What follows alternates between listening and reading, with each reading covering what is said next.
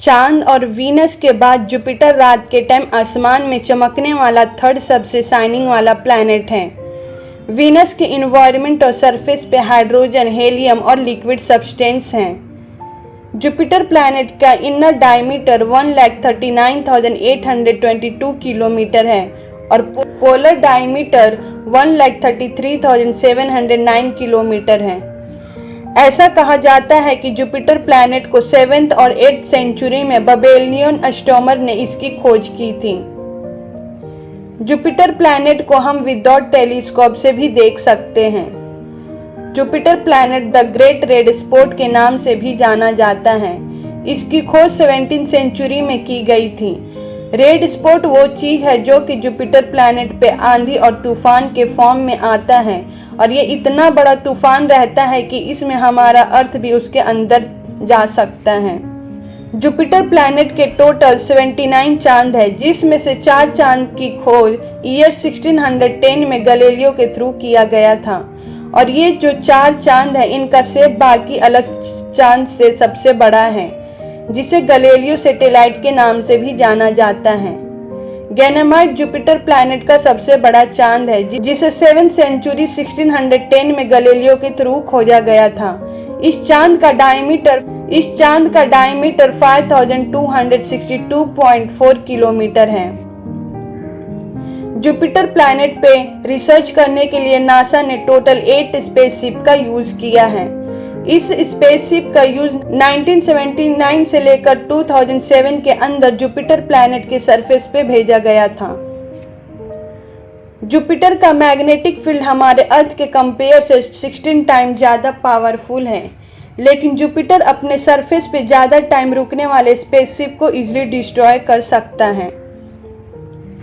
Jupiter के shape बड़े होने के वजह से सूरज की तरफ 60 मिलियन माइल्स से लेकर 2 मिलियन माइल के अंदर के लोकेशन को अट्रैक्ट करता है।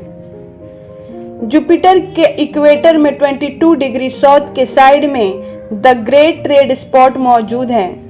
ये जुपिटर प्लैनेट का सबसे बड़ा तूफान है जो 350 ईयर से कंटिन्यू चल रहा है। जुपिटर का इनर सरफेस रॉक, मेटल और हाइड्रोजन कंपाउंड मिलकर बने हैं। इस प्लैनेट का इन्वायरमेंट ज्यादातर हाइड्रोजन से बना है। जुपिटर का चांद गैनेमाइड हमारे सोलर सिस्टम का सबसे बड़ा चांद है।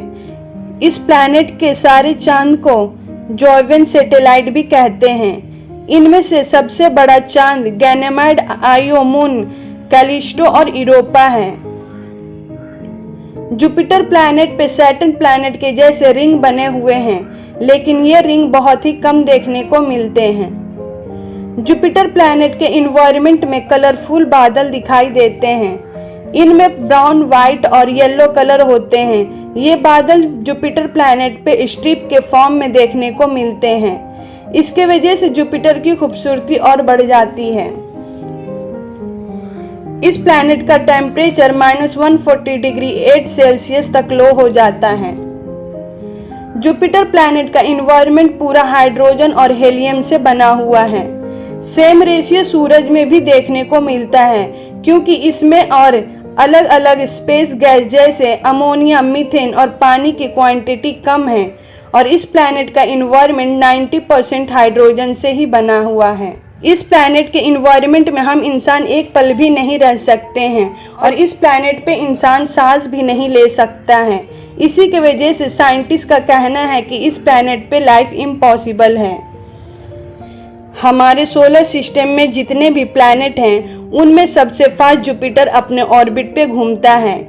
इसको एक चक्कर पूरा करने में सिर्फ 9 आवर्स और 55 मिनट्स लगते हैं।